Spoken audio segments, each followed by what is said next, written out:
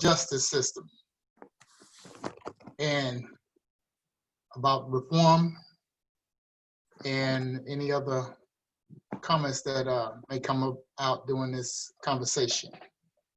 LJ, you want to give it a go?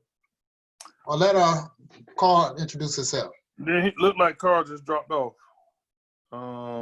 He said he coming back. He had a power surge. I guess in Florida they're having thunderstorms or whatever. But anyway, the topic of criminal justice reform keeps rearing its head and keeps coming up. And so what we wanted to get into tonight was, what does that look like? And what are the things that need to be done as a result of what some would call criminal justice reform? What does reform look like, and what needs to be done? There's Carl. Carl, Yes, introduce yourself. Hey, I'm Carl Harris, retired from Jacksonville Sheriff's Office after 20 plus years, retired about 3 years ago. Now I'm serving community as a Navy recruiter, business owner, mentor, youth coach. Glad to be here. Well, welcome. Sam, who's not with us at the moment, will be here later on, I believe. But anyway, so criminal justice reform, what does it look like and what needs to be done? I will defer to our guest tonight and let you fire away first. What is criminal justice reform first, and then what does it look like? Hey, Well, so let me start from the let me set the ground. You know, I always got to go back to the beginning. You gotta give us our scriptural reference. So go ahead. I'm a wordsmith. Okay, first of all, the criminal justice system. Criminal justice system. What does that mean? The criminal justice system is a system of law enforcement involving police, lawyers, courts, and corrections, and are used for all stages of criminal proceedings and punishment. So when we talk about criminal justice system and the reform of criminal justice, it's not just the police department, it's not just with the court system, it's the whole enchilada.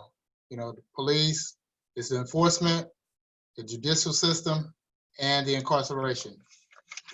All right, Carl. all right. First off, you know, there was some point in time where things became from more of a community-based type of policing to a quote-unquote paramilitary type of policing, where it wasn't so much about hearing the community and taking care of the community. It became all about, these are the laws, I'm gonna enforce them. But it all stemmed from big business, and there's been some shows on Netflix that talk about the big business of the prison industry, and it became big business. You know, like they talk about, you know, other industries of business. Well, policing and criminal justice became big business, and so with big business becomes agendas, you know, and so with agendas comes politicians that have to make laws in order to fund these new criminal justice businesses, such as private prisons. But as far as criminal justice reform, it basically means changing your business model. And that means the courts, police departments, prosecutors. It means changing the business model. And ways you can change the business model from a law enforcement standpoint is by realizing what we're here for. You know, you watch the old school movies and you hear about, and you remember how you had the community police officers walking down the street saying hey, hello to the neighbors by name. That actually meant something. You know, right when we were like in the mid 90s and 2000s, we called that community, you know, with the COPS program, community oriented policing. But it actually worked to a certain extent because the police officers knew the names of the people in that community. The community knew who Officer Johnson was. They knew who Officer Garrett was. And for the most part, they knew how to contact us. They knew how to reach out to us, if there was a minor issue going on that didn't require 911. If they wanted to drop us a quick little dime without it being on the official record or on a recorded call with 911, they could call one of us and be like, hey man, look, they're back over here on the corner, I'm just letting you know, and we're like, cool. Their names never came up, but all that had to happen was we show up. You can do proactive police work. You can do educational police work. But one thing that's not happening too much now, because big business doesn't want it to be this way, is the education, the mentoring, the intervention part. And for let's go for instance. Why is it the safest place in Jacksonville, Florida, a Jaguars game on Sundays? Why is that the safest place in town? They're not being reactive, they're being proactive. There are so many of us out there doing police work and being visible because they don't want stuff to happen. Why is Times Square in New York City the safest place on earth? Because in New York City at Times Square, where they know they have hundreds of thousands, if not millions of visitors from all over the world, last thing they want is an international incident. So they are being proactive by being visual, by having plainclothes officers all over that area to be proactive and not reactive. Now, for instance, let's say here locally, what could be done to be proactive? The shifts, the way the patrol shifts are built right now, they're built to respond to calls for service. They're not built to be proactive to reduce the number of calls for service. They're built to respond to the calls for service. And a lot of people in the communities don't know that. Especially, they don't know what's going on in the middle of the night. They don't know how many police officers are not working in the middle of the night. If people knew how many police officers are not working when they're asleep, man, they'd go crazy. They'd absolutely go crazy if they knew how many police officers were actually patrolling the whole jurisdiction between 3 and 6 a.m. They lose their mind. But that's what the business model I had that number, right? I had that number. I would actually venture to say that number is probably smaller now than what it was when I did all that research. Well, there's less officers on this department now than there was, I think, around 2000. We got fewer officers now. When the city's blowing up as far as population. Right. And then the business model hasn't changed in so long, it's time. Because think about if the white collar world, think about if they didn't adjust their business models. Imagine if businesses didn't change when Amazon hit the scene. They'd all be out of business. Amazon changed the game. Just like Netflix put Blockbuster out of business.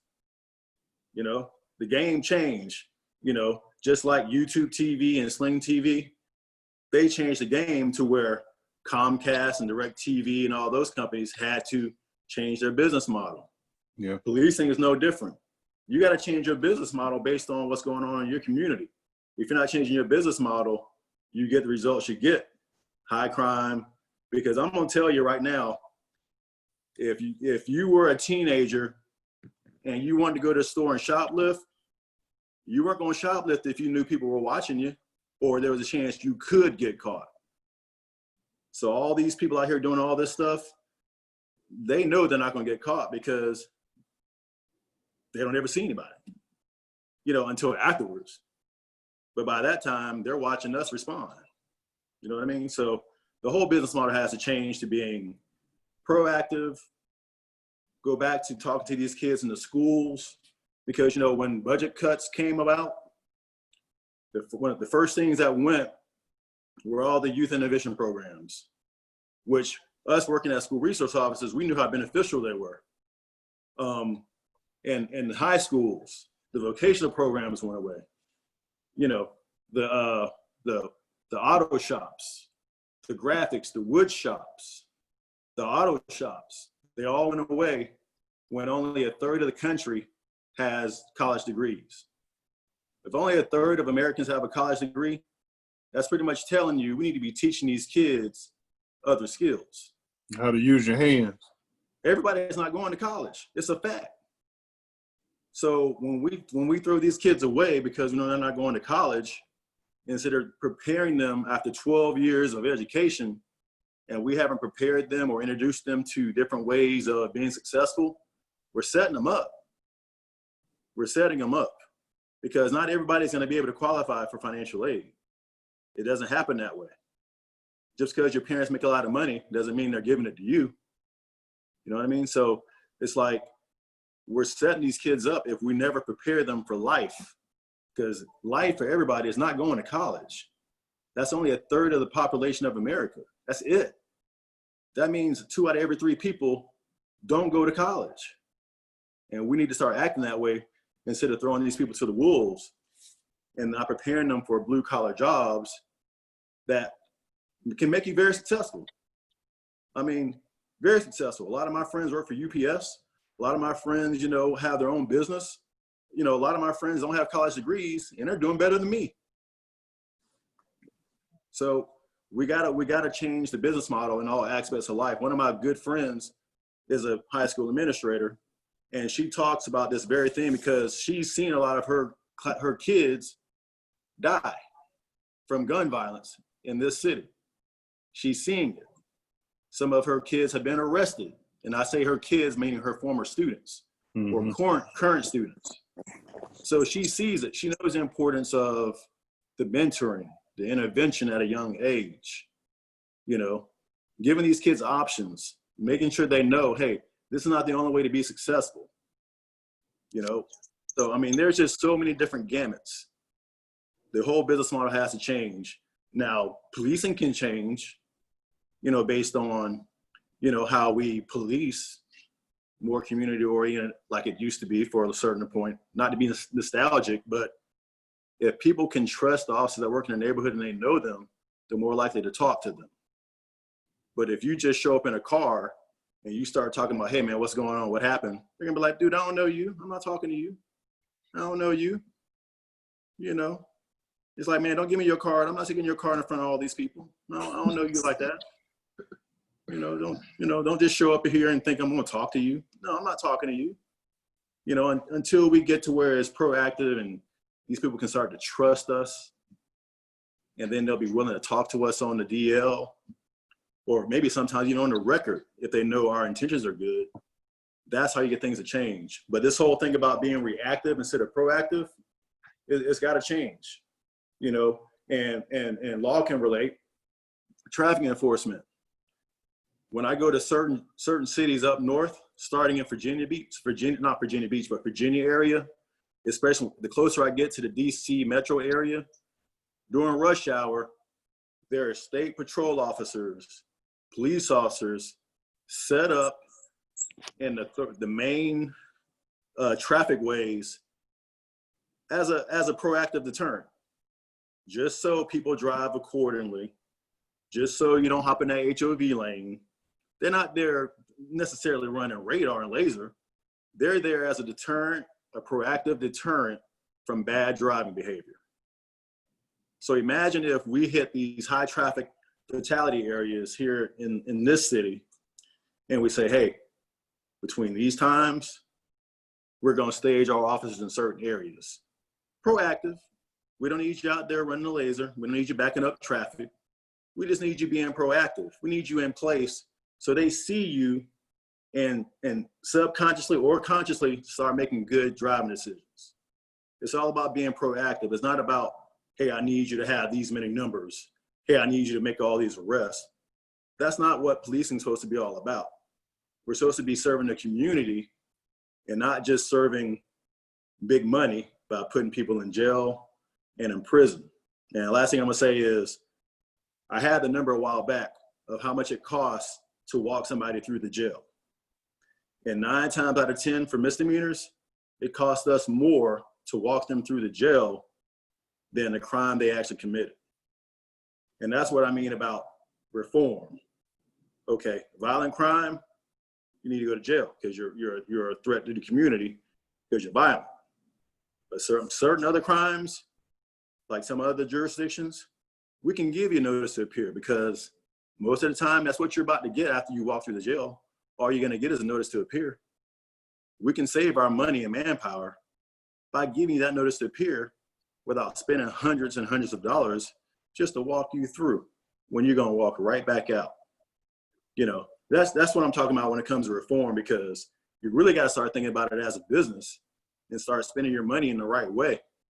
If you start spending your money in the right way, you can make a big difference without having to bust the budget and have your city councils and all these places going crazy because you keep asking for more and more money. Change your business model and probably good things will probably happen. Okay, that was a lot to chew on. I'm going to throw out what reform looks like to me is there will be less people cycling through the criminal justice system physically, and what I mean by that is something similar to what you alluded to as far as nonviolent offenders should not be spending time in jails and prisons because that's costing taxpayers money.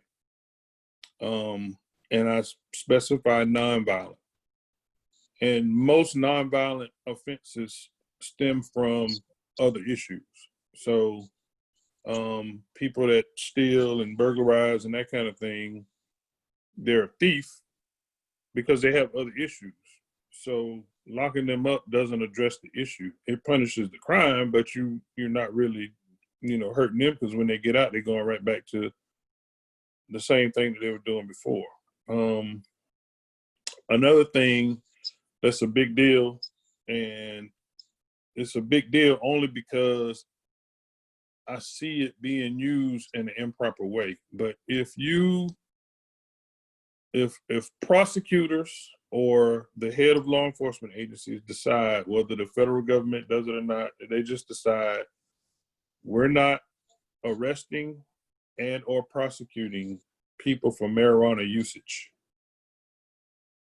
If that happens, a lot of these interactions with law enforcement would change, and it'd go away in a lot of ways, because that particular thing right there, marijuana use, is the catalyst for a whole lot of search your vehicle, get out the car, that whole thing.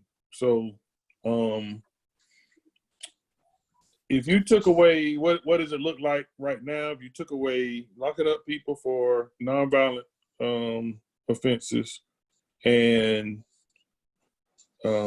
took away arresting people for marijuana usage, a lot of what we see now would look completely different as it relates to how law enforcement interacts with people, what happens when you get arrested for possession of marijuana, and sometimes it's a seed or 2 seeds that get found on the floorboard, stuff like that. And you sending people through the court system for that, that's ridiculous. What you got, Smoke? I made a post a few weeks back, a few weeks back, that said, if you follow the funds or the funding, you'll find the focus. And it's basically saying follow the money. Yeah. It's interesting that you brought up about the marijuana, because marijuana was legal up until the 1920s. And what caused it to be criminalized was the end of Prohibition. So during Prohibition, they had all these government agencies, the federal agencies, and all this money, the judges and all these people they was getting paid. And after Prohibition, it made it legal to get alcohol. These people would have been out of jobs, so they had to find a new billing. So what they ended up doing was, what they did is they vilified 2 Hispanic males in Texas. They claimed that they raped a young girl, and they was under the influence of marijuana. And now, I've been around marijuana in my life. I've tried it before, and I've never had anybody just smoke weed be violent. If they'd have laced it with cocaine or laced it with something else, then perhaps. But usually anybody smoking weed, they're gonna be so laid back. They'll be like Snoop Dogg. You know, I'm sure if he don't drink, he's gonna be really laid back. He's not gonna fight at all. I mean, he ain't gonna bust a grape. So that's kind of, made the funding. They had to find that bill in that. So marijuana became illegal, and so on and so forth. So therefore, that's why we have the problem today. A lot has changed since the 1920s,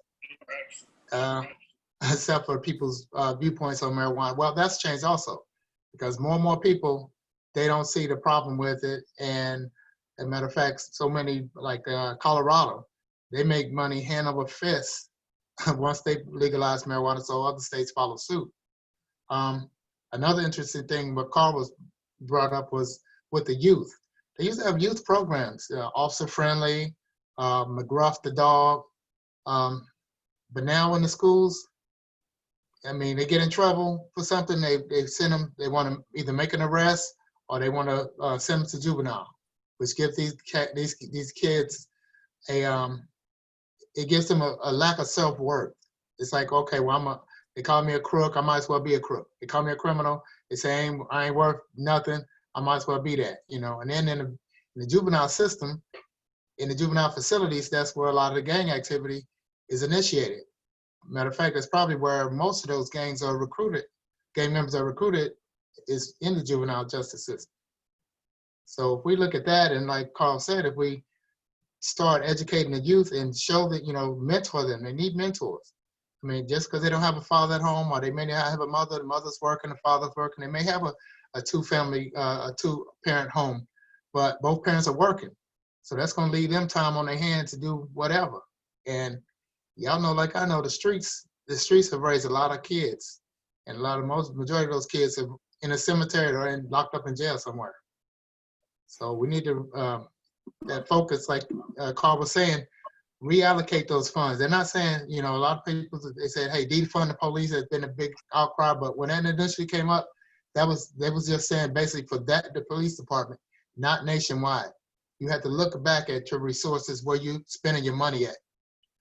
What I found during my career and the later years of my career, if I had this class at the beginning, it would have helped me so much. And that was a mental health awareness course. And I went through a week course of that and got trained in that. And you actually put yourself in somebody else's shoes. I'll give you an example. We had this exercise we did. We had 3 people. One person you're at a party, and 2 individuals are having a conversation, and the third individual is standing behind another person. And they're whispering negative stuff about the person in front of them to this one individual. And over time, that gets irritating. And that's just a point, that's just a sample of what, I think we did it for maybe about 10 or 15 minutes. That's just a sample of what somebody with schizophrenia goes through during their whole life. A lot of times they'll hum or they'll sing and they'll rock back and forth, have headphones on, listen to music. That's to drown the voices out. That's to drown the extra noise out. I learned that the medication that they're on, a lot of people say, they just need to take their medication, they'll be all right. But that's not true. Only thing the medication does is just turn the volume down.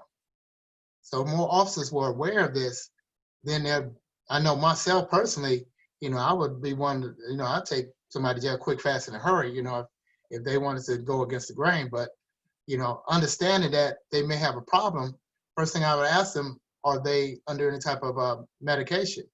Or I'd ask them,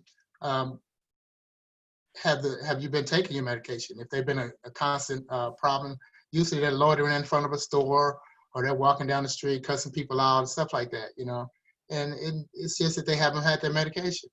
And going back to finances, a lot of those programs were cut. People getting that medication, they can't get that medication anymore. So a lot of that leads to self-medicating with drugs, alcohol, which causes more crime. So you got to look at the roots of a lot of the problems and try to resolve those instead of just throwing people in jail. Because you guys know, like I know, they ain't gonna keep you in jail forever unless you did something. Well, I can't say that because I know you guys have heard about the guy in Louisiana that, what did he get up? 30 Yeah, years man. life sentence for attempting to steal three garden tools. You know, he didn't even make the attempt. It was just because he fell into the third strike criteria. He was sentenced for life, and he didn't even. I mean, that was less than $100 that could have stolen.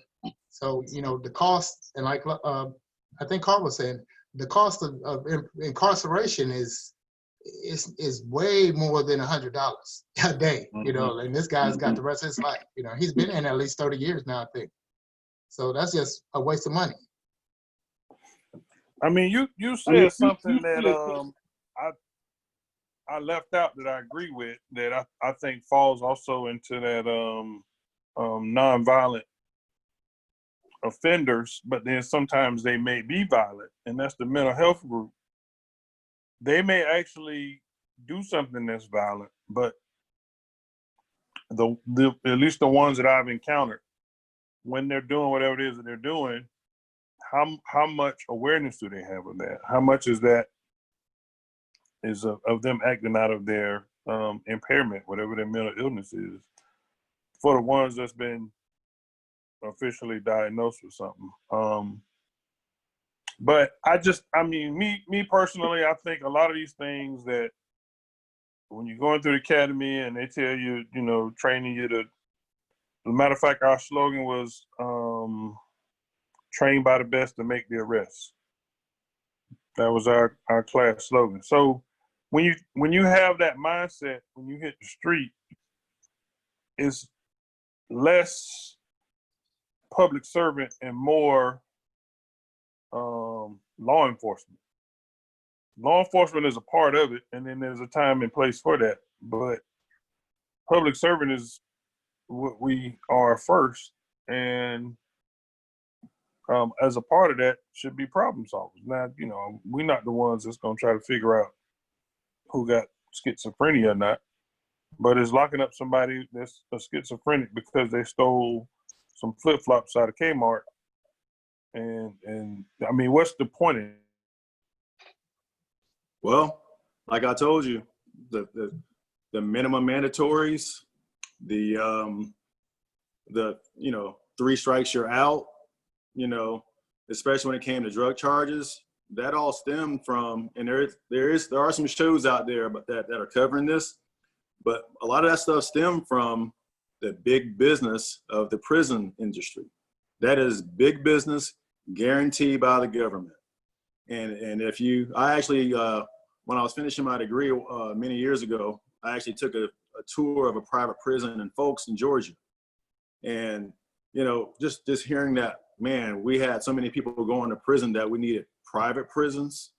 You know, it shook me a little bit, but I was still kind of young. So I didn't really, until recently, I started thinking about that concept. And then I saw this one show, and then I realized the timeliness of all this stuff, the timeliness of the crime bill, and then, you know, the private prison industry, and then all these 3 strikes you're out, minimum mandatory on drug charges.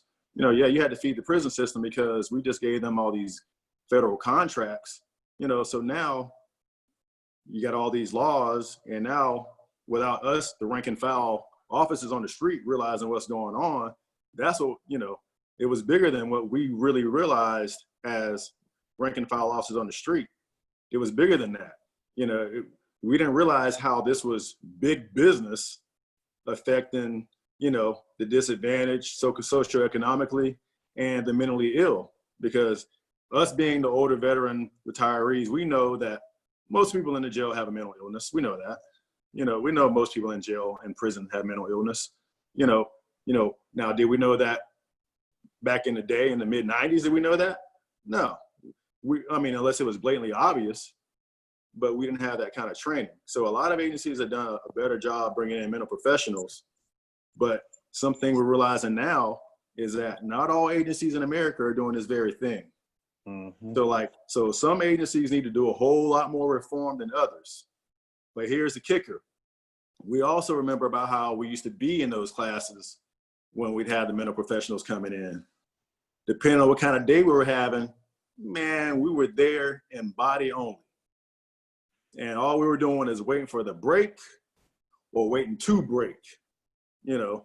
So, you know, we didn't realize how important it was to take a lot of that mental stuff seriously until you start dealing with some real seriously mental illness people on the street.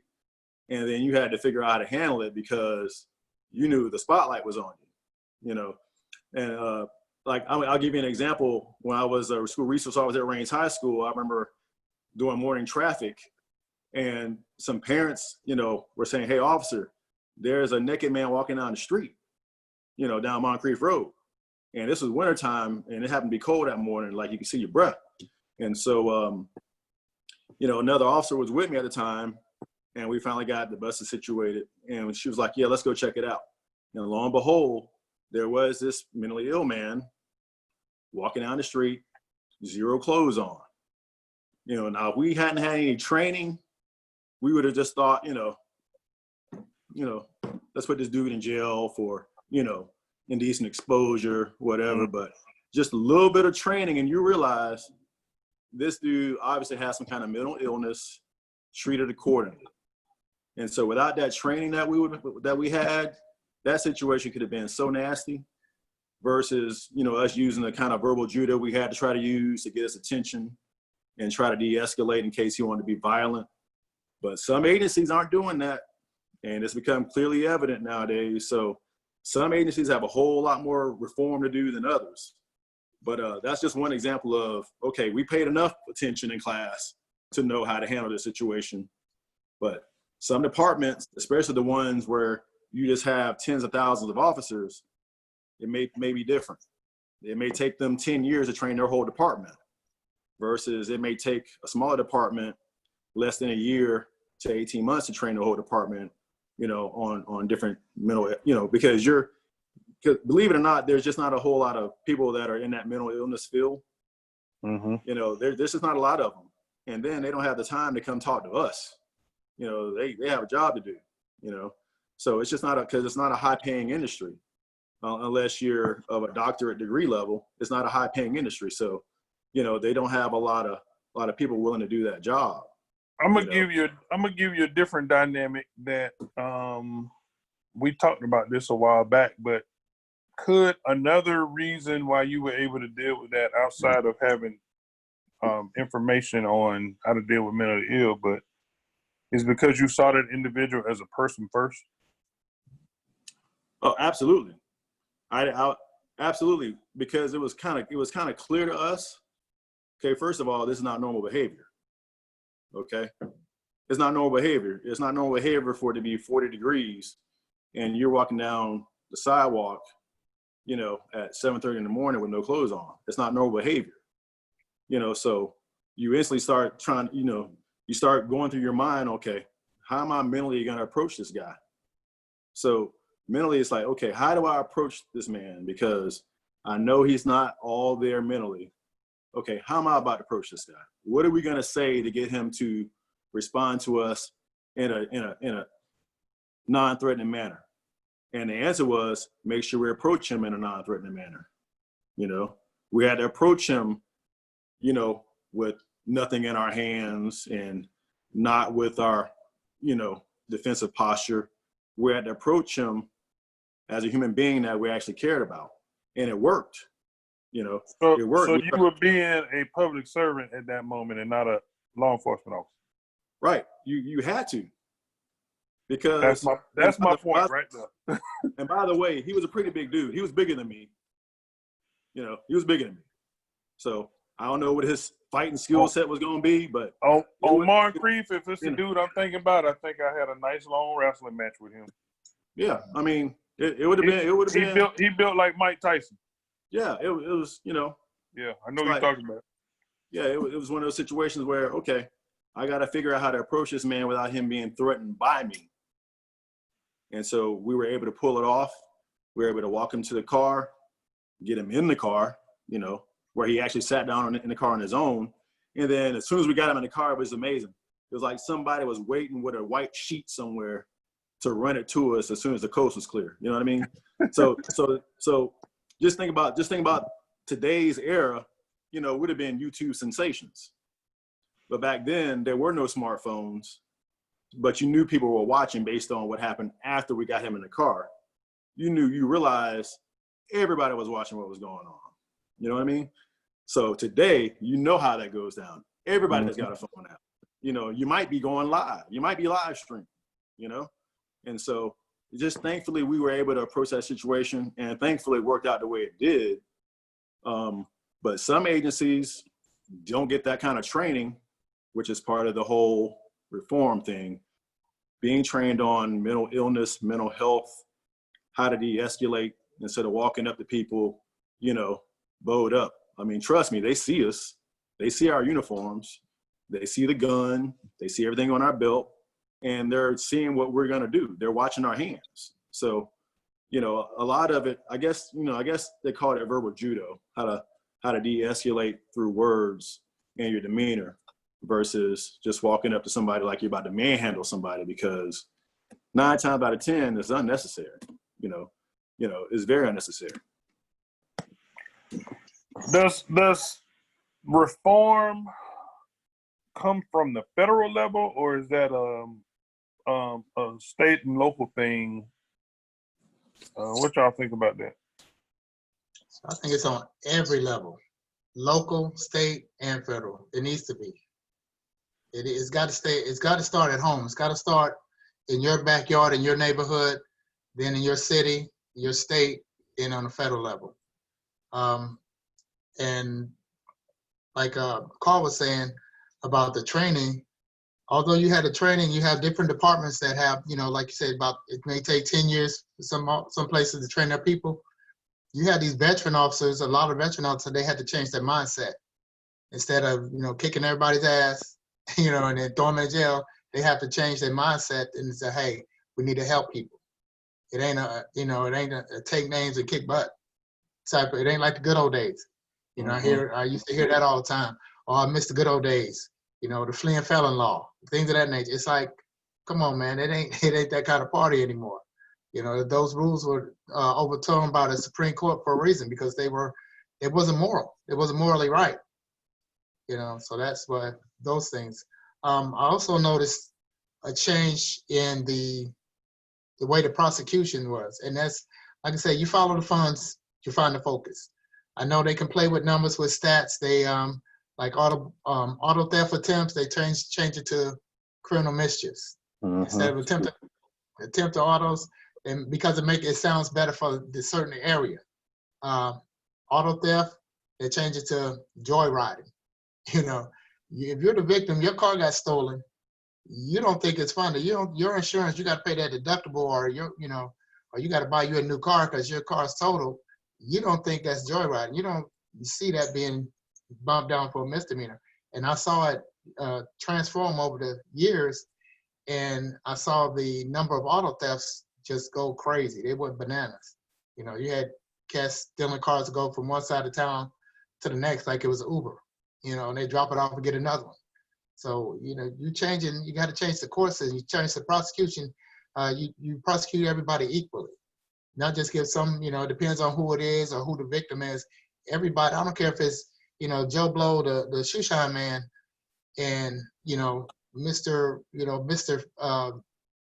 Man who owns several factories. If both of their car gets stolen, the offender needs to get the same punishment. Well, we all know how things play out when you hit the courtroom. Where everybody's character comes into play, from the victim to the witness to the defendant to the police officer. Everybody's reputation and past and everything else, you know, is a factor. It's a factor in whether you get a warrant.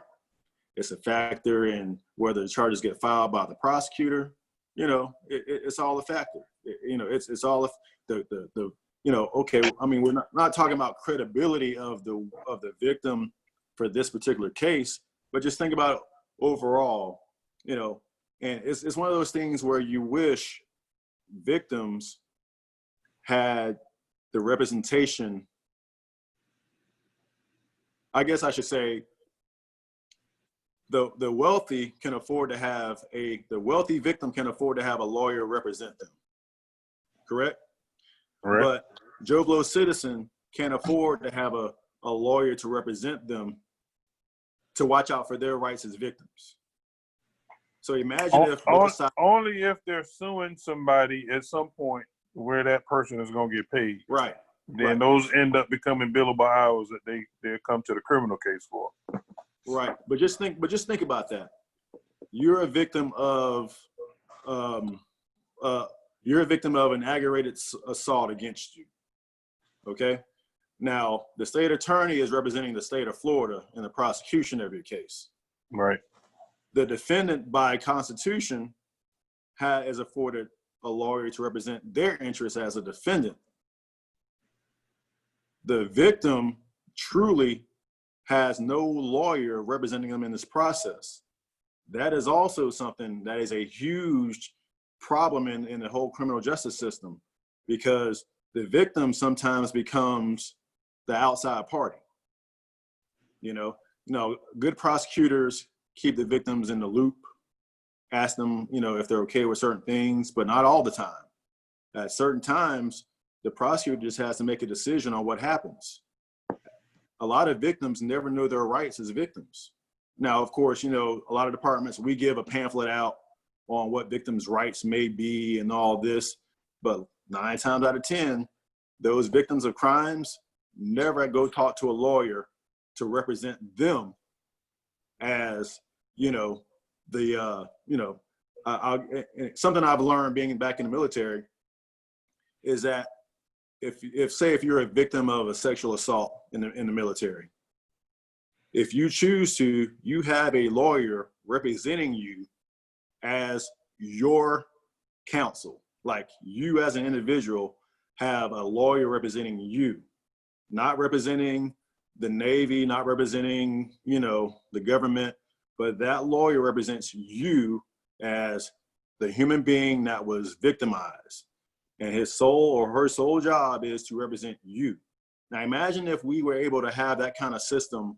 If you can't afford your own attorney and you wanted to have someone represent you as a victim, a lawyer, not just an advocate, but an actual lawyer represent you in these serious crimes, and is your liaison between the prosecutor's office, the defense attorney's, office. But imagine if you had, I think a lot of things might get done a whole lot more efficient. A lot more people would trust the system, because right now, you think about these incidents, these high-profile incidents involving police and citizens, in the court, the proceedings haven't played out yet. These family members are having to hire their own personal attorneys to represent them as victims. Mm-hmm. But guess what? In high-profile cases, that's not happening. All these murders of these young kids around here, they don't have a personal lawyer representing the family, because guess what? Most of us have no idea what law proceedings. We don't know anything about law proceedings. We know what the attorney, the prosecutor might tell us, or if your child's on the defense side of it, you'll know what the defense attorney part tells you. But as far as the actual laws and what your rights are as a victim, most people aren't going to know that, because there's nobody representing their interests. And so it's just one of those reform things, and it's going to come down to money. It's going to come down to money. So, you would think that the victim was the most important part, of a case, but in our current system, that's not the case. It's all about, what did they say? The probability of a conviction. Probability of conviction. That's how they determine if they're going to take a case to trial. Right. So the victim is left feeling victimized longer if it turns out, hey, can't move forward. We don't have the probability of a conviction. And so it's just one piece of the whole reform part, because you got to treat these victims with more respect and keep them more involved. And it just sounds like talk, but it's true. I mean, we can talk to people and they'll tell you that they felt left out of the process, especially if their charges got dropped, Mm-hmm. You brought up the court system, so I want to throw this out there and see what y'all think about this, because I think some of this plays into sentencing and conviction rates and all that kind of stuff. But what if jury pools were randomly selected, not by people, but however you get your notice in the mail that you've been selected for jury duty. What if that was randomly done and the prosecutor and the defense attorney only knew about what the jury was when they showed up for jury duty? So there's no opportunity for picking biases one way or the other. It's just a random selection. Well, you still get the whole process between the prosecutor and defense attorney. They can But that's what I'm strike saying. people. Strike that process out. Reform But you that know process. But remember, everything is big money now. So guess who's not going to be an advocate for that? The Bar Association. They're not going to be an advocate for that. They want to be able to influence what the jury looks like, you know, whether it's male, female, age, you know, race, ethnicity. They want to increase their chances, and they want to be able to say, oh, you're a former police officer? No chance in hell. No way. Oh, you know what I mean? We will never serve on a jury, because the defense attorney will be like, man, there ain't no way. You know what I mean? So it's like when we get our jury letters in the mail, you know, our jury duty letters in the mail, it's always funny. It's like, should I even respond to this? But that's part of reform, is having a jury pool selected randomly so that nobody can have any, at least none of the players involved in the case can have any hand in trying to manipulate how it's supposed to go. That's not blind justice. But I'm telling you, everybody has a lobbyist office in DC. Everybody. So then we're not looking for blind justice. We're looking for what's in our best interest. That's how things are now. It's what's in our best interest. Now, how is that going to change? When it affects the right people personally. You know, because when you think about, you know, not to get off subject a whole lot, but think about COVID-19. Some people didn't take it seriously until it hit them close to home or to hit them personally. Mm-hmm. Then certain people started taking it seriously, you know? And it's kind of like, hey, there ain't no crime issue until somebody victimizes you. And then it's like, where are the police? Oh, I thought you didn't want the police in your neighborhood. Now you want the police in your neighborhood. Okay. You know, just like, you know, certain neighborhoods, they don't want police cars parked in their neighborhood because of their HOA rules, until people start coming through the neighborhood, pulling door handles, you know, breaking in houses when they know you're not home. Now you want police officers, hey man, please park your car here. You know, you can park your car right here. You know, it's one of those things. Until it hits you personally, it's not a problem. You know, and that's unfortunately what's going on right now. The right people aren't being affected by the system. You know, and until that happens, everybody has a lobbying office. Hey, FOP, PBA, we got offices up in DC. You know, the Bar Association, the American Bar Association. Public servants on all levels are failing the public at large. Well, basically. Well, how do you reform the system? You get rid of lobbyists. But who votes for those laws? How do you get rid of lobbyists? You have the people in charge in the white buildings up there vote to ban lobbyists. But we know that's not going to happen because that's how most of them got there. Mm-hmm. You know? You mean the same ones vote, the same ones who vote for their pay raises every year? You know, I mean, that's what's going on. The same vote, ones vote for their own pay raises, their own health care, all of that. Right. You know, and you know, you meet people along the way and they tell you, hey, look, they're voting against this medical act. They voted against it, but they're making us as employees working at the Capitol get on it, which I know a lot of people didn't know about.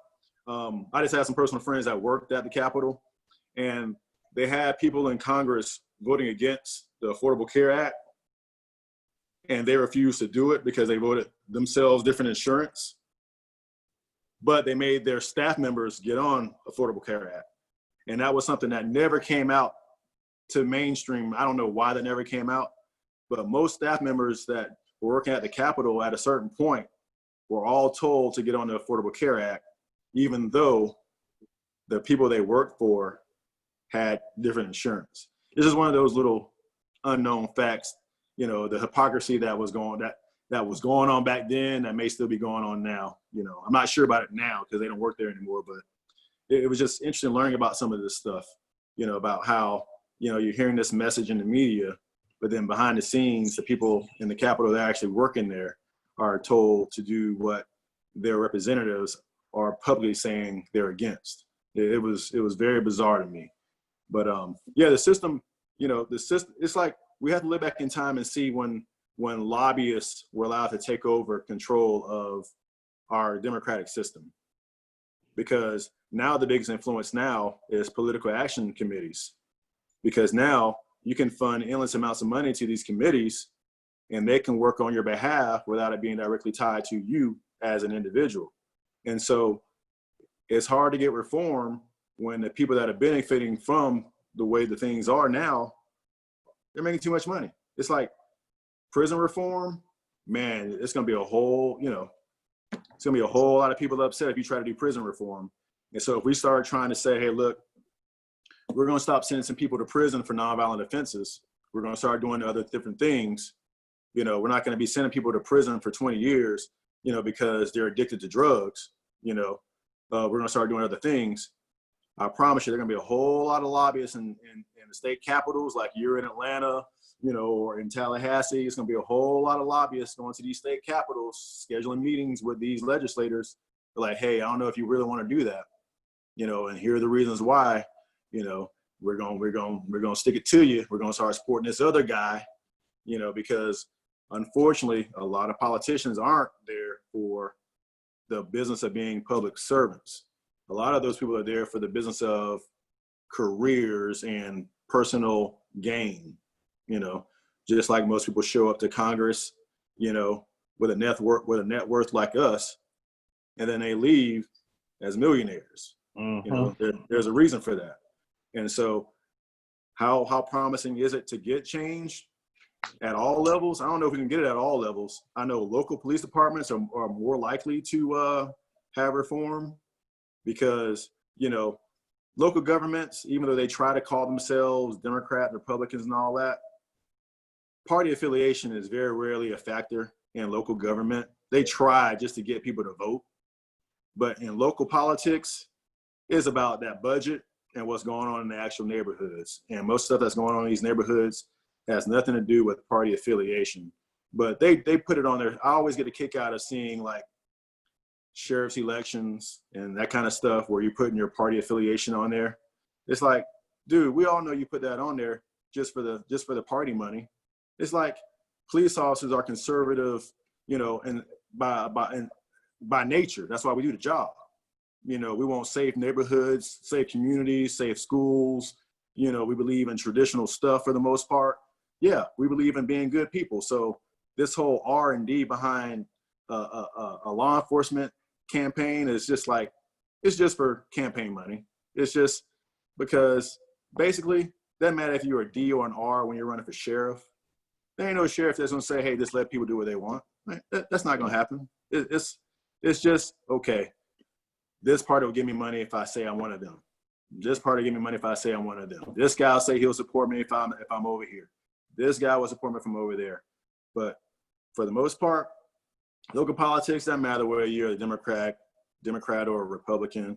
It just, you know, you can get effective change and effective reform locally, statewide and nationally. That's especially the national level. We can't even think about a national level. I mean, on a national level, just get your grant money. You know, if you apply for some grants, some federal grants, get your grant money. But on a local level, that's where we can expect the biggest changes. And I think it starts with the local. I mean, you talk to somebody who you know, you show up at your the meetings, community meetings, and the various city council meetings, and you see what's going on, who's voting on what people's views are, and you have a chance to also give your viewpoint personally of how you feel. At least you get a voice. Like you were saying before about reallocating the funds, going to different programs that's going to help.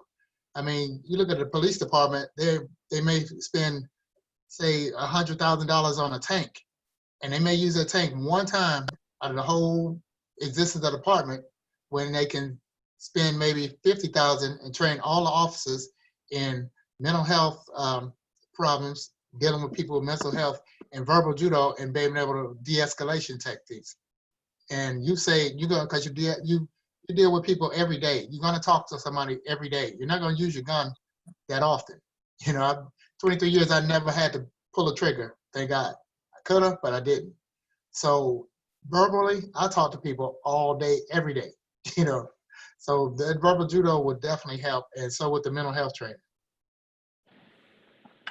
So it sounds like to me, the best shot at changing things, which a lot of things that we see popping up in the media are locally based. So it sounds like the best shot at changing things is having the right people in leadership positions to bring forth those kind of changes. And I say that because I talked to, I'm not gonna call the name, but you and I work with this person and for this person.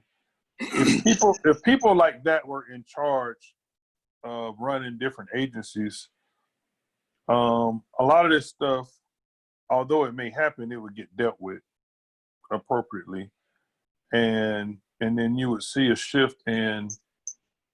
We go and approach a guy that's walking down the street naked. Technically, he's breaking the law because he's walking down the street naked, but we're not focusing on what he's doing at this point. We're focusing on why he's doing what he's doing, and we deal with the situation based on the why, not the what.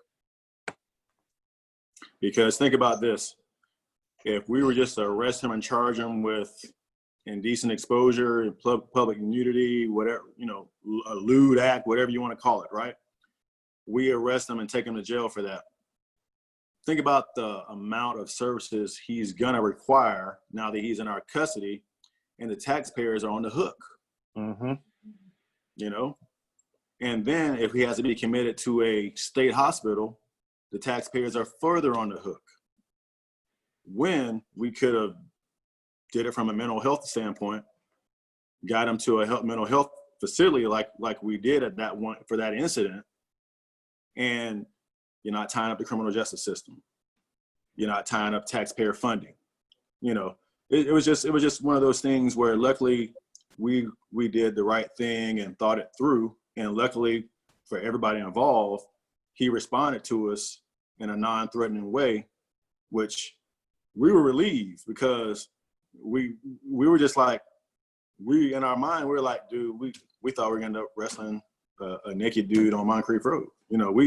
We just, the worst scenario played on our head. So we were trying to make sure we approach this guy with the calmest demeanor possible, so that, we didn't have the worst outcome, because it could have been bad. It could have been real bad, but the whole reform thing is just, you hear people talking about it on TV, you hear people talking about defunding this and defunding that, more training. But I can honestly tell you that it's not a blanket thing. Different police departments behave certain ways. Just going to different cities, I can honestly tell you that, the bigger the city, I think the more of a tourist place it is, the more patience these police officers have. I mean, when you go to a place like Savannah, you go to, Orlando, you go to New York, you go to, you go to DC, especially Washington, DC. Let me talk about Washington, DC. When you go to Washington, DC, that's your favorite. That's your favorite place. Well, I mean, Chicago is my favorite place, but you go to these cities, and do you know how professional these police officers have to be in Washington, D.C.? Because everybody knows somebody. Everybody can name drop. everybody can get on their phone and try to mess up your whole day, you know? And so it's just amazing the level of patience that the police officers have. But let in me these tell you about major DC. cities. They're only like that in certain areas of DC. Oh, and I'm talking about the tourist areas now. I'm not talking Yeah, about yeah, I'm not talking over by the basketball arena and all that stuff. yeah. When talking you about start venturing away from K Street Right. and all that, there Right. things change. Right. I'm talking about just in the area where you find all the tourists. Kind of Right. like in New York City, you know, when you're in Manhattan, Times Square, Right. you know, One World Trade Center, you know, all the touristy areas, or you're in Chicago on Magnificent Mile, you know, once you get down in those areas, yeah. Now, the farther you venture your way toward the regular neighborhood, okay, things are, you know, we all know, totally different. We know it's a different world. And we know it's a different world based on your belief that somebody's going to report you for bad behavior. So if you Yeah. believe like they're not going to report you for bad behavior, you might be off the chain with violating people's rights and talking to people any kind of way, and you know, making bull crap arrests. You know, when you could have just did some kind of alternative, or did some education or some mentoring instead. You just act like you didn't care. It's all depending on and sometimes who you're dealing with, which is part of the big problem with reform, because now it's one of those good things where you have smartphones, and cameras, because there's a way on your iPhone where you can hit the lock button, hold down the lock button, and it will launch this whole thing where it will start recording. It will start notifying people that you put as your notifications that you've been stopped by the police, and it'll actually start recording it. It'll black out your screen, start recording it. And I actually told my family about that. Now, here's a retired police officer telling the family, hey, here's this little thing I learned about, hey, if you get pulled over, you can do this, and it will launch the video on your camera. It'll notify us of your location, blah, blah, blah. It's like, man, why is a retired police officer having to tell his family this? But it happened. True story. It happened. So it's one of those things where you can get the most professional people, and then the farther you venture away, you might start getting the unprofessional people if they feel like no one's going to hold them accountable. But local level, the right police chief, the right sheriff, and then they put the right people in place, and hopefully you have a sheriff and not an appointed police chief, because now the police chief's a politician that Right. knows their job is subject, to being gone at any given moment for anything that turns majorly political. I would rather work for a sheriff personally, because that sheriff has the ability and the authority to manage and run their department, and if they don't run it right, I guess the voters will speak up in a few years. But the police chief, it's like you got people that may not have anything to do with police work running the police department based on how the media throws out the story, and it's kind of hard to reform your police department when you're worried about, man, I better not make the mayor mad, or the mayor's calling you saying, hey, fire them right now. I want them fired now. Wait, mayor, we got due process, civil service process. The most I can do here without violating this person's civil rights is, employment rights is doing this. I don't care. Fire them. Matter of fact, don't worry about it. I'll fire them on TV. And so sheriff, hopefully they're going to do things the right way and hold their officers accountable, because they know their political future's at stake, as far as the voters speaking, not just based off one incident, but hey, every city's different, every city's different. Some cities have both, which is a very interesting dynamic, but I have no faith in reform at the federal level, because you got to remember, most state laws don't translate to the federal level. Most state laws aren't federal crimes. So it's, they need to stay out of it, because when you think about lawyers have to take a different bar exam in most states. There's only a few states that reciprocate their bar license, right? Most medical professionals, they're only allowed to practice in certain states. So you're not going to have a catch-all law enforcement because you don't do it for the rest. And I think I found out for the reason for that is that each state charges a whole lot of money for their exam, their certification exam. It's just another way to make money. So, you know, I mean, I don't think there's not going to be a national policing, you know, standard. I mean, the biggest standard you got is accreditation. I mean, that's on the department. But as far as how do we fix the stuff that's going on in society, how do we fix officers not showing true care in the community, local stuff, local sheriff or whomever, you know, they have to care. It's about a philosophy, you know. It's like, does your leadership have that philosophy on where they care about, you know, raising a good group of people starting this generation and bringing them up, you know, and do they want to be proactive versus reactive? It's just a philosophy. I mean, if you just want to lock them up, then guess what you're going to have your department do? You're just going to be walking around locking them up, and it's going to be a bunch of bad arrests with no PC, and everybody's going to get back out, and victims are going to be mad, and, you know, police officers are going to be mad because before they could finish eating their lunch, the dude was already out of jail, and, you know. But that's where you have a lot of negative law enforcement citizen encounters, is when the focus is arrest first. So law enforcement at that point sees everybody they deal with as a criminal versus a person. And that's where I think a lot of those negative, kind of like the video that I posted the other day with the guy being shot in the back that opened his door with a gun in his hand. Now, I'm not 100% sure what time of day or night that was, but I'm well within my rights to open my door with a gun in my hand. And although that's a sticky situation for law enforcement, and I get it, there's training that takes place that when you knock on someone's door, you should be standing in a position where you can see them, and if they have a gun and it's getting ready to go bad, you can conceal yourself. But the dude that shot him, the dude opened the door, never saw him. So, like, And he was complying. yeah, like what was your threat? Like, what made you shoot him? What was your threat? What were you scared of?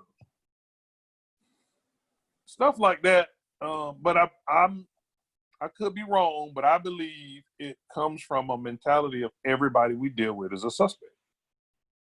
And that's not the case. Training, but that's training. Now, you got to remember, and I've shared this story. I've told people, I'm like, do you know how many training videos we watched of officers getting shot, killed? You know, it's like, you know, that causes a whole lot of paranoia, you know, among us. You know, you can't help but remember all the stuff you saw, which is good so you don't get complacent. But at the same time, most people aren't doing the crimes. But what do we say? We always say, but we don't know when that's going to happen. You know, we don't know who the bad actors are. We don't know what kind of day people are having. But, you know, it's our training, man. It's our training. And of course, when you walk up to a door like that video we were talking about where the police officer just shot the guy in his own house, you know, you know, broad daylight. We're talking about the same video? Broad daylight? The one, no, I think it was at nighttime. I'm not sure. It was 10:15 p.m. It was 10:15. Okay, yeah. They responded to a disturbance where the neighbor called and said that they heard some fighting going on. So I'm thinking that they were responding to a 22 and 88. Right. And plays out. Which is fine. Your response to that should be at a certain level. And then I get when he opens the door with a gun in his hand, I completely understand, you know, taking command of that situation at that moment. But if you look at the video, the dude put his hands up and he was squatting down to put the gun down. So it's like when you see that, all that stuff happen fast. But again, I'm going back to the mentality is you had to already been thinking that guy was a suspect to be ready to pop off like that. And he wasn't even looking at you. Like his back, you shot him in the back.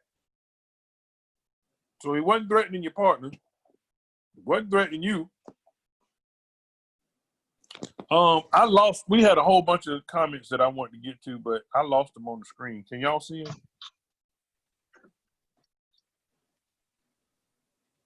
Yes, no, maybe so. I can't. I lost them. It was one. Elliot made one that I actually wanted to read, but I lost it on the screen. And Elliot, let me see. All right, Elliot said another good point, Carl. Some of it comes down to the newer generation of officers being spoiled by new technologies also. They are required to do less physically. GSO spent how many hours, how many thousands on a shot spotter? That's a reactive system. The shooting is over when the system activates. that's true. I think about, having, teenage kids and this whole new generation with the technology. You ever think about, have you ever told your kid, hey, go call such and such and tell them such and such? Do they actually call or do they text? You may say, call such and such and tell them this. My kid will grab his phone and start texting. And I'll be like, dude, I said call. Like, call. Hello, call. The whole thing with communication is different now. Or if you go to dinner, with your people, your family, and if we're not careful, guess what we're all gonna be doing at the table? If we're not careful. Everybody's gonna have that phone out and we're gonna say a few words and then we're gonna show each other our phone screens, because we're gonna be into our phone unless you make a conscious effort not to be on your phone. Kind of like, if you're on your first date, if you're on date night, then you gotta make sure your phone's away because you're on date night. But this generation is used to communicating through phone. So that whole face-to-face contact thing might be really uncomfortable for a lot of these people. And it's a whole lot about how many people around you are of a different background and you know how to communicate with people of a different background. It's almost like, did you play sports or were you in any kind of extracurricular activity in high school? If you were, you probably know how to deal and you probably have friends of a diverse nature. But let's say you weren't an athlete or you weren't a musician or you weren't in art or a dance or anything like that. So you didn't have friends of a diverse background. You just had the people that were in your neighborhood, if your neighborhood wasn't even diverse. You just had one type of people in your neighborhood, wherever you grew up. Your communication with people that aren't like you might stink. It's gonna suck. It's gonna be a learning thing you're gonna have to do. And learning it on the job might be difficult for you because now you really are fearful that you don't know how to communicate or you may not know how to communicate. You're going to be fearful of that communication, or you're not going to know how different cultures or people may respond to certain, we all know how depending on how you grew up, you got different mannerisms. Imagine if, some people are intimidated by people that talk loud, and those people that talk loud don't know they're talking loud. People that talk with their hands, they don't even realize they're talking with their hands, So it's one of those things where this generation here didn't communicate like previous generations because we didn't have the technology. This generation is all about the technology. So a lot of them, and I just watch them, it's like, they can't even check out in the damn grocery store without being on their phone. It's like, dude, you got to check Instagram in line at Publix. Like, good grief. So it's just a communication thing. And because even for the military now is gearing towards recruiting through social media because that's where the kids are. So we're being forced to communicate like the children, otherwise you're not getting them. But even with that, when you start getting a different breed of officer based on a different generation of people, if the things that are being taught are still the same, if the focus is still trained by the best to make the arrests, then the cycle just keeps repeating itself. My hope, my goal, my focus is for us to deploy law enforcement in a different way, rather than it being strictly law enforcement. Focus more on serving the public, and then when you got to enforce the law, and when you got to use force. But it shouldn't be like, nobody should be able to look at the force you use or the things you do and go, I don't know if I would have done that. Of course, you're going to have variances with anything, but law enforcement across the board, everybody should be able to look at that and go, okay, that was reasonable. That makes sense. And that's why in court, that's the standard, what a reasonable police officer would do. But if what we're training and what we're teaching is still the same stuff gonna keep happening. Well, when you have a short staff or undermanned the police department, what is everybody doing? They're just simply responding to calls for service. Yeah. There's no personalization. Now, can you do something about that manpower shortage? Can you reallocate that manpower? Yeah, you can. You can reallocate the manpower if you wanted to. That's if you wanted to, So you can redo the shift assignments. You could redo a whole lot of things if you wanted to combat the shortage of manpower due to attrition, retirements, you can do so many different things to try to combat the being undermanned if you wanted to. Instead of just being reactive, you could figure out a way to be proactive if you want to. But like I said, it's got to affect the right people. And that's the state of society. Like yesterday I read about, and I think I made a Facebook post about it earlier this morning, just about the amount of shootings we had yesterday, just in one day here in this city on every part of town, every part of town. Like, it went from I-95 near Dunn Avenue to a brand new neighborhood in Mandarin, where you're just finding people shot. It's just, it's like on every side of town. You can't even pinpoint one neighborhood. And so it's one of those things, like, something's got to change in a lot of these cities. The business model has to change, but they have to want to. They have to want to change the business model. Well, We got a couple of comments here. let's read them. Go ahead. Aaron Williams says, put the substations back in the neighborhood. Dennis Davis says there needs to be a national standardized training across the board. And Dennis says prison is and always has been a corporate business. And then Elliot has a question. He said, what are your views as far as police reform in areas like 45th and Moncrief and dealing with the drugs and evolution of drug dealing? So it's not as wide open as when we were out on the streets, but there's a fine line with making drug cases and violating people's civil rights, no matter if they are repeat offenders. Should they be afforded the same treatment as everyone else? To these people are innocent until proven guilty also? I'm going to let you hit that one first, Smokey, because that was your area of expertise. Well, one of the things I've seen so far is a lot of the dealers, they call it the game for a reason. You know the rules of the game, then you know how to play it. A lot of the dealers they're getting into these pre-trial intervention programs. They're saying, hey, I was dealing to support my habit. I'm a drug user. I need help. And they'll go through these programs. They'll get the conviction tossed or have a little probation. And they'll get, instead of looking at getting 5 to 15 years, they're getting 2 years probation with a drug court, With first-time offender, I've seen some of them, they don't know the game. They go in there and they say, yeah, I was caught with the drugs. I had, 5 rocks on me. I was going to smoke them with my girlfriend. They end up getting 20 years because they admitted guilt to it.